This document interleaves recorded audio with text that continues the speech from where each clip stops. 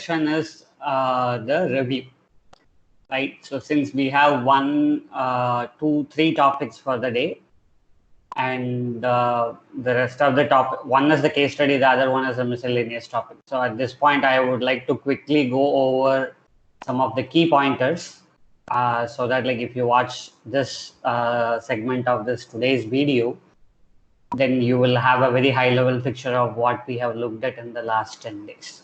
So we started with the language features, and then we demonstrated the simplicity. And then we talked about variables, operators, and keywords, right? So variables are containers that hold one or more values, and each variable will have a data type associated with it. Unlike the traditional compiled languages like C, C++, Java, here the variables are dynamically typed. So in the sense, the data type of a variable is determined by the value you assign to it. And during the execution of the program, you can change the values to anything. So it can be a number, and then later it be a string, and then a list. So at any given point of time, whatever value you have will be the you assign to the variable will be the value and data type of that particular variable. Okay. Then we talked about operators. So they are pretty much similar to other programming languages, except the double slash, which gives you the floor division or quotient, right? And then there is this plus operator, which is a numeric addition and concatenation in strings and sequences. The star, which is a numeric multiplication or a product operator, also serves as a repetition operator in strings and sequences. So Python has 35 keywords. If you want to look at those, you could import the keyword module and then look into the list called KW list. So anytime you install Python, the version might vary, and like if there is any new keyword added, or any you want to have a list of the keywords, that's the place. And similarly for built-in functions, so there are 73 of them in 3.7, the version that I have. So you could look at the DAR __ built-ins __. Okay, it's a Python environment variable that will contain the information about all the built-in functions. And while we are at it, so double underscore at the beginning and end of any given variable is Python specific variables. So the basic data types are numbers, in that like int, float, and complex. So you have Boolean, and then you have string. And string being versatile, right? Like there are different ways you can code a string, with a single quote, with a double quote, with a pair of single, with a pair of, not pair of, with triple. Single quotes are triple, double quotes. And then we also saw like 3 different ways we can do the formatting of a string, using F string, then using the percentage format, which is very old, and then using the format method of a string, and F string being my favorite. It is, if you have Python version 3.6 and above, you will have access to the F string, right? So that is another thing you might have to keep in mind. And then we moved on to complex data type. So we talked about lists and tuples, which both are ordered collection of elements, tuple being immutable. Both can be accessed using the index 0 to length -1, or -1, -2, -3 if you want to access the elements from the reverse, right? And there is a set if you want to keep track of unique values of anything that you add into a sequence. Set is your friend. We also saw several use cases where if you want to compare 2 sequences, want to find something common or merge without having any duplicates, or want to find elements in one but not in another. So set is an ideal way that provides several methods like union, intersection, difference, and so on, right? And finally, the jewel of the complex data type dictionary, which is very versatile, which is an unordered collection of key value pairs. So which is very much useful if you want to create some lookup data, or if you want to do some basic counting. So dictionary is something that is very useful, something that you might want to spend a considerable amount of time to get to know about the property and methods and how do you access. Okay, from Python 3.6 onwards, currently the order is maintained, in the sense like even though anywhere you talk about dictionary or a hash or any of this data type, they say it is always unordered. Like the key and key can be in any order, as when you store a key, the system internally does some hashing, so the order might not be guaranteed. But apparently 3.6 version onwards, Python guarantees ordered keys, in the sense like the order in which you enter, or the keys are entered into, the keys and values are entered into the dictionary. It may not be guaranteed, it might get reversed. So in case you want the order of the key always maintained, there is a collections module. So in that you could use a ordered dict. So that is the special data type that is available in the collection module. If for some reason if you want to maintain the order while processing or retrieving, right? And the collection module have a couple of other data types which might be very useful in if you are doing data analysis. Default dict is one, and then counter being other. And with strings and the complex data type, the best way to process those are loop.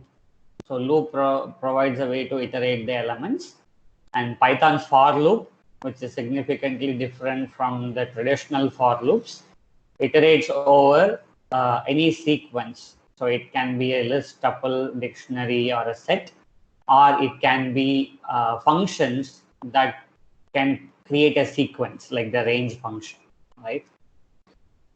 And then for conditions, so we have the comparison operators, the 6 comparison operators that you all know of, and then the logical operators and, or, and not. So in addition to that, so we have the is and in operator. The in operator helps to check whether a particular element is in sequence, or particular character or a set of characters is in a string and things like that, right? And the is keyword, even though we have not seen, it is to check whether two variables are pointing to the same reference. Okay, it will be very helpful in type checking, right? And then we saw several built-in functions. Python 3.7 has about 73, and we have covered almost half of that, right? So if you want to know the list of built-in functions, DAR, _built-ins, _, and if you want to know some additional information about what these built-in functions does, so you have to just say help and then the function name. Okay, and here is something that I have put together. So even though, like, with the internet and Google and YouTube, so we generally tend to go and grab whatever logic we need. We simply copy paste, make some changes, and then we try to get past our requirements to code, right? So it is always good to learn some of these fundamental concepts. So one way you can remember most of the keywords is by categorizing, right? So here I have put the 35 keywords in several categories so that we can remember, right? So if you want to talk about some constants or literals, the true, false, and none. So booleans and then void data type. And then we have these operators and or not, if and in. Conditional statement support if, elif and else, loops for, while, break and continue. If you talk about functions, so there is a def, there is a return, there is lambda, and there is pass. And there is also another thing called yield, which is similar to return, which if you look at generators, so it's a special keyword that is being used. So in this screen, whatever you see, everything that is marked in red are something that we have not seen. And then something marked with a light yellow background is something that is being used across multiple risk categories that I have mentioned, right? And then you have modules, you have import, from, and as, and then you have exception handling, try, except, finally, and raise. And then if you want to deal with the variable, so we saw there is a del keyword that can delete the reference to the entire variable. And then there are other things. And similarly, built-ins, so there are 10 plus, or at least 12 or 13 built-in functions that deals with the data types, the 9 built-in data, basic data types that we have seen. In addition to that, there are other things like bytes, frozen set, and byte array, and those things. There are like around 7 functions that are mathematical, sum, min, max, absolute, round, div mod, which is something that we give you the quotient and the remainder as 2 separate entities. And then there are helper modules, that helper functions that we saw on the day one: input, print, type, dir, and help. So apart from that, dealing with sequences, we saw enumerate, we saw range, we saw sorted, zip, and len, and whole map and filter, and whole lot of functions, right? File IO, the open function. Then we saw user-defined functions, how to create one. We talked about parameters, positional, keyword, required, variable number of keyword and positional parameters, return values, and so on, right?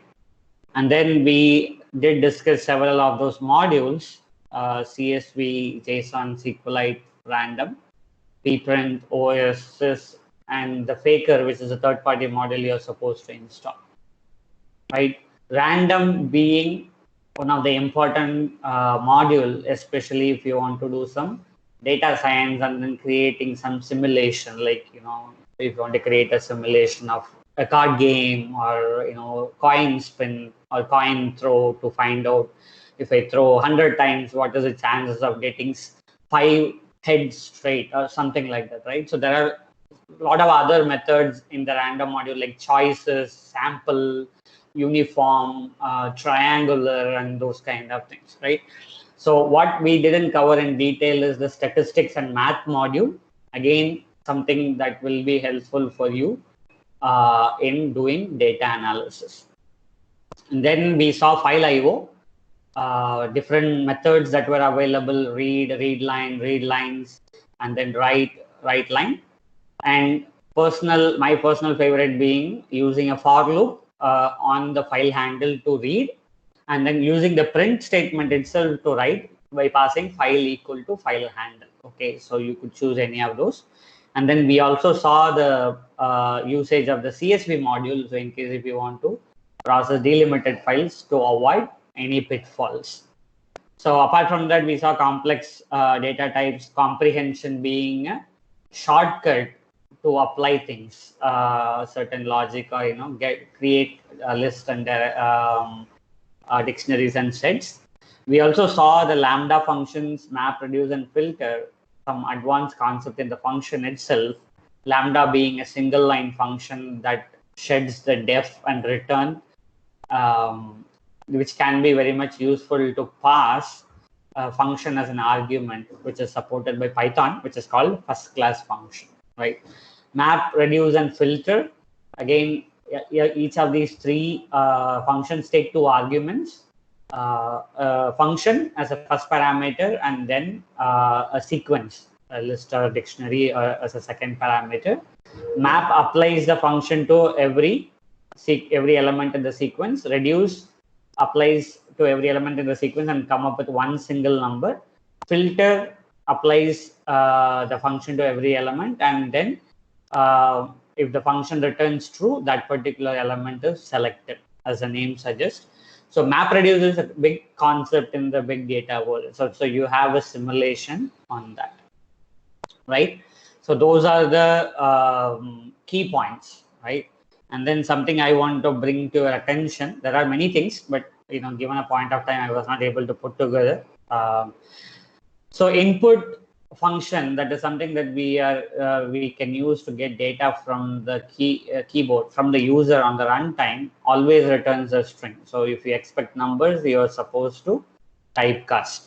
Double slash is a quotient or floor division operator, opposed to single slash, which is a true division operator. And plus and star has operator overloading. So if you have numeric values, it acts like addition and multiplication, and on strings, it acts like concatenation and repetition. Iterating a loop, set, list, and tuple give you one element at a time. Set gives you a random element.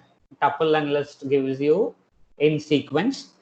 And the dictionary is special. When you iterate a dictionary, it gives you the key. You can get the value using the key, right? And if you want to create a tuple with one element, so you have to have a trailing comma. And when you code loops, conditions, or functions, where you know what is your condition, what is it you want to do, but you are not sure about the logic, so you want to put a template of the code in advance. So wherever you need some logic to be, you can use the pass keyword, which acts like a no operator. So which comes in handy, right? And Python doesn't have a lot of operators compared to other languages, and then it kind of sheds anything that is ambiguous or that is done using different existing keywords. Like, it's very minimalistic in this approach. So one of the thing that is very useful, so if you want to check a value and assign, check a condition, assign one value, if it is true, assign another value which is false. One of my personal favorite, which is a ternary operator, the question mark and colon, a combination. It is not available, but you can write your if condition in one line, like, variable equal to expression or value, if the condition, else expression or value.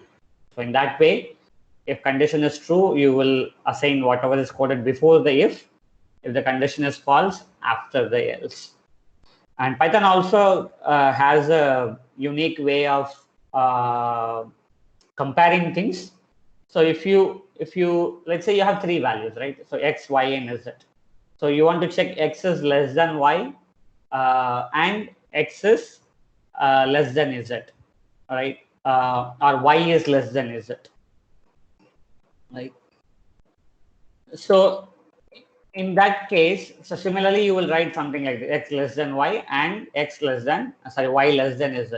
So, or you can simply write x less than y less than z, which is called chained comparison. This is something that you might have written in your mathematical exam. Python supports it to have minimalistic code. So comprehension, chain comparison, all those things, if you look at, not having braces, not having semicolon, Python basically gives you an opportunity to write minimal code, right? And then, so all these several modules that we talked about, OS, sys, math, pprint, collection, random. Date, time, and time is something that we didn't check in great detail, but the examples have those. And in addition to that, there is two more modules I would like to add here is functools and itertools. So iterations, so it provides some cool features. Functools, already you know that reduce function is part of the functools. Now it is not a core built-in function.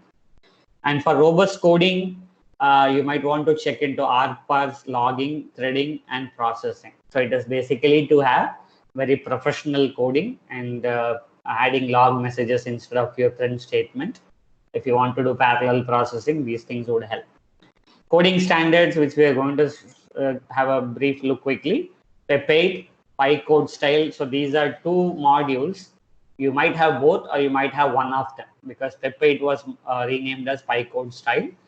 it will check your code, whether your code follows the Python coding standards, which is documented in Python enhancement proposal documentation called PEP 8. There is another module that you can install, which is called Black, which can convert your existing module into PEP 8 compliant. Okay. And then databases, SQLite 3 is installed. So in case if you want to refresh your SQL knowledge and refresh your knowledge in database programming, so you have something that is available already in Python. And apart from that, there are other modules that you can install for MySQL, Oracle, DB2 and all. And so if you want to get your hands on NoSQL databases, PyMongo is one thing. There is Amazon's DocumentDB and DynamoDB, which are other things that you might want to try. File formats, CSV and JSON. Other formats that you might be interested is XML and INI files. And there is also YML, which you need to install PyYML package yourself to process. And all-time favorite for me to create test data and then showcase certain things, Faker module. I would really recommend you all to take a look at this. Data analysis, something that we are going to see next. Statistics, random collections, and math. So these are built-in modules which you might want to spend some time. So apart from that, pandas and NumPy or for data analysis itself.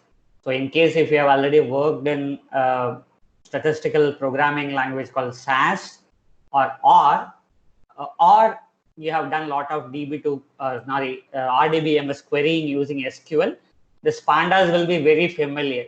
The syntax might be a bit odd at the beginning, but all pandas is a different packaging of a table-like structure, be it a spreadsheet, be it a database table, or be it the format or data frame or data set in R and SAS respectively.